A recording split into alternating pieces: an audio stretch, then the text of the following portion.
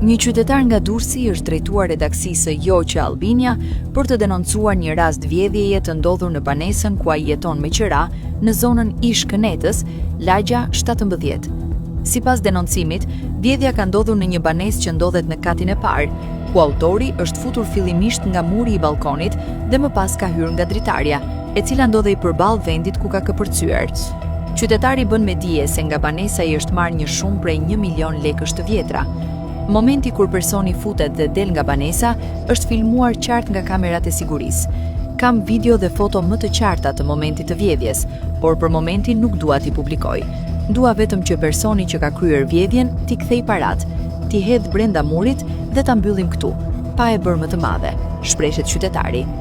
Ai shton se fillimisht ka zgjedhur të mos bëjë denoncim në polici, duke i dhënë mundësi autorit të reflektojë dhe të kthejë shumën e marrë. Megjithatë, thekson se nëse nuk do të ketë asnjë reagim, rasti do të ndiqet në rrugë ligjore dhe materialet filmike do të dorëzohen autoriteteve.